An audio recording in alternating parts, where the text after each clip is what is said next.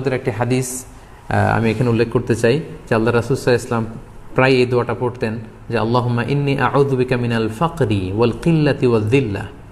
এর মানে হচ্ছে, হে আল্লাহ, আমি দারিদ্রতা থেকে আপনার কাছে পানাহা চাই, আমি স্বল্পতা থেকে আপনার কাছে পানাহা চাই, আমি লাঞ্ছনা থেকে আপনার কাছে পানাহা চাই। তার মানে দারিদ্রতা এটা চেয়ে নেওয়া যায় না আল্লাহর কাছে, বরং এটা থেকে পানাহা চাইতে হয়। এবং এটা থেকে কিভাবে আপনি দারিদ্র সীমা থেকে উপরে উঠে কিভাবে নিজের ভাগ্যের চাকাকে পরিবর্তন করবেন, কিভাবে আপনি স্বাবলম্বী হবেন, কর্মসংস্থানের ব্যবস্থা আপনি কিভাবে করবেন, সব সময় কিন্তু আল্লাহ রাসূল সাল্লাল্লাহু আলাইহি ওয়াসাল্লাম এ ব্যাপারে আমাদেরকে উৎসাহ দিয়ে গিয়েছে।